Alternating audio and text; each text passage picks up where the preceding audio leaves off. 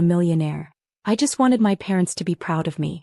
Growing up in our modest suburban home, I watched them pour everything into their small travel agency, dreaming of breaking into luxury tourism. But no matter how hard I worked or what I achieved, it was never enough for them. A 98% on your math test? Why not 100%? My mother would say, barely glancing at the paper. Emily Wong got perfect scores and she's learning violin. That pattern continued through high school and into college. When I got accepted to Stanford Business School, my father's only response was, "At least it's not your safety school." When I graduated with honors, they skipped the ceremony because a potential client had requested a meeting. I understood their dedication to their business. Golden Path Travel had been their dream for 20 years. They'd started with nothing, building it from a tiny office in Chinatown into a respectable agency. But they wanted more. They desperately wanted to break into luxury travel, to book private jets and exclusive resorts for wealthy clients. That dream consumed them, leaving little room for anything else, especially their underachieving daughter. After graduation, I made what they considered my biggest disappointment. Instead of joining their agency, I took an entry-level position at a private aviation startup. A secretary? My mother had practically shrieked when I told them. "We didn't send you to Stanford to be a secretary." "It's not a secretary position, Mom," I tried to explain. "I'm a business development associate dash." "Same thing," my father cut in. "You're just answering phones and getting coffee for real business people." What they didn't know, what I couldn't tell them, was that I had a plan. The startup Sky Elite Aviation was revolutionary. They were developing an app that would make private jet booking as easy as ordering an Uber. I saw the potential immediately and so did my bosses. Within 6 months, I was leading client acquisitions. By year 2, I was the youngest director in company history. I worked 18-hour days, learned everything I could about private aviation, and built relationships with Silicon Valley's elite. But I told my parents nothing. Every time they asked about work, I gave vague answers about still being at that little aviation company. Why? Because I wanted to succeed on my own terms. I wanted to prove to myself that I could do it without their connections or their approval. Then came the day that changed everything. I was in my office, no longer a cubicle but a corner suite with a view of the San Francisco Bay, when my assistant buzzed me.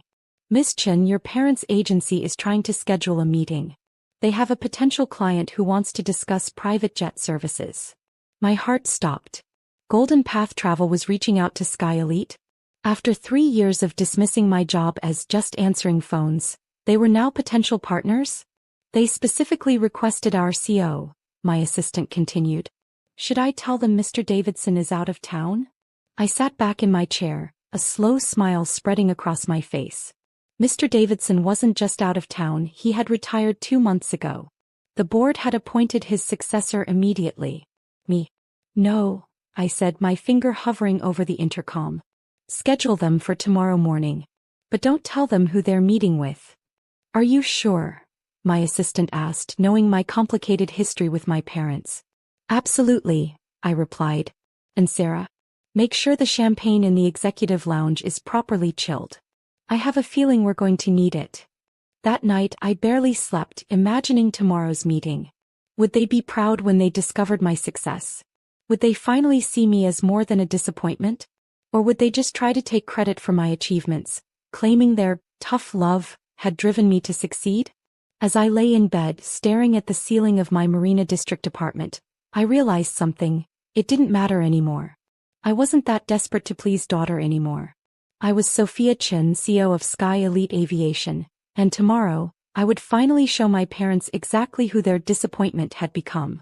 Little did I know, tomorrow would bring more drama than even I could have anticipated. The next morning, I arrived at Sky Elite's headquarters early, taking extra care with my appearance. My dark blue power suit was perfectly tailored, my makeup subtle but flawless. I wanted to look every inch the CEO I had become. At 9:55 a.m., my assistant's voice crackled through the intercom. "Your 10 o'clock is here. Your parents are accompanied by Mr. James Winston." I froze. James Winston? The billionaire tech investor my parents had been trying to land as a client for years? This meeting was bigger than I'd thought. "Send them to the executive lounge," I instructed. "I'll be there in 5 minutes." Through the glass walls of my office, I watched as Sarah led them into our newly renovated executive lounge. The space screamed luxury floor-to-ceiling windows overlooking the bay, handcrafted furniture, and a bar stocked with top-shelf spirits. My parents looked almost comically out of place, my mother in her modest dress and my father in his slightly outdated suit. But Mr. Winston, he belonged. Tall, distinguished, wearing a casual outfit that probably cost more than my parents' monthly rent, he carried himself with the easy confidence of the truly wealthy. I took a deep breath and stepped out of my office. "I'm so sorry," I heard my mother saying as I approached. "The CEO is running a few minutes late. I'm sure they're very busy. Actually," I said, stepping into the room, "I'm right on time." The look on their faces was priceless. My mother's champagne glass slipped from her fingers, hitting the hardwood floor with a crash. My father's jaw literally dropped. Mr. Winston just looked intrigued. "Sophia," my mother whispered, "what are you doing here? Where is the CEO?" "You're looking at her," I said calmly, extending my hand to Mr. Winston. "Sophia Chin, CEO of Sky Elite Aviation. It's a pleasure to meet you, Mr. Winston." He shook my hand firmly, a smile playing at his lips. "The pleasure is mine. Though I'm getting the impression there's quite a story here." "Impossible," my father sputtered. You can't be the CEO?"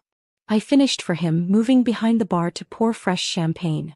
"I was appointed 2 months ago, after leading Sky Elite's expansion into Asia and tripling our client base in under a year." Mr. Winston's eyebrows shot up. "That was you. I read about that expansion in Forbes. Brilliant strategy, using local influencers to normalize private aviation among young tech entrepreneurs." My mother's face had gone from shocked to calculating. I could practically see the wheels turning in her head, trying to figure out how to spin this to their advantage. "Oh yes," she jumped in, her voice syrupy sweet. "We always knew Sophia would do well. That's why we encouraged her to take that entry-level position. We saw the potential in this company. Mom," I cut her off firmly. "Don't." The room fell silent. Mr. Winston glanced between us, clearly fascinated by the family drama unfolding before him. "For 3 years," I continued, my voice steady, "you've called my job a disappointment. You've told relatives I was just a secretary. You've dismissed every accomplishment, every promotion, every success I've had here." "We were just trying to motivate you," my father protested weakly. "No," I said, setting down my champagne glass. "You were trying to control me. You wanted me to join your agency to live out your dreams instead of my own. And now that you see what I've built without you, you want to pretend you supported me all along." Mr. Winston cleared his throat. "Perhaps I should give your family some privacy." "No need," I said, straightening my jacket. "This is a business meeting after all. You came to discuss private aviation services, yes? Let me show you what Sky Elite can offer." I pulled out my tablet and opened our presentation, but my parents weren't done yet. What happened next would change our family dynamic forever. As I began walking Mr. Winston through our services, my mother made one last desperate attempt to regain control. "Sophia," she interrupted, her voice sharp. "This is our client. We brought him here. You can't just Actually, Mrs. Chen," Mr. Winston cut in smoothly, "I believe your daughter is exactly who I need to speak with." He turned to me. "I've been following Sky Elite's innovations for months. Your app-based booking system is revolutionary. But I had no idea the CEO was so young." "Young but experienced," I replied, maintaining eye contact. "I've personally overseen over 10,000 private flights and developed our client portfolio from scratch." My father, who had been unusually quiet, suddenly spoke up. "If you're really the CEO, then why didn't you tell us?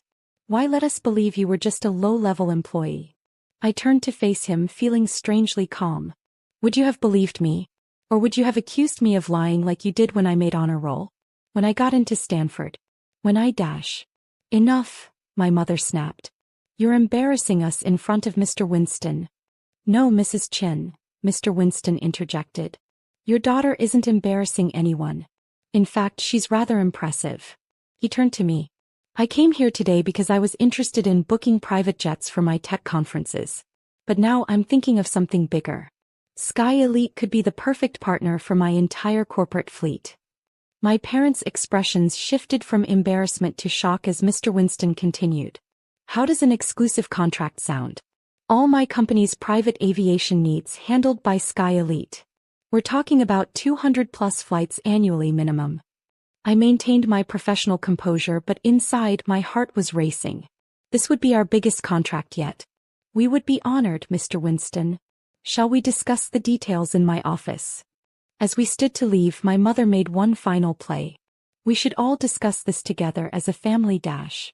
Mom, I said firmly, this isn't a family discussion. This is business. And in this building, I'm not your disappointing daughter. I'm the CEO of a multi-million-dollar company.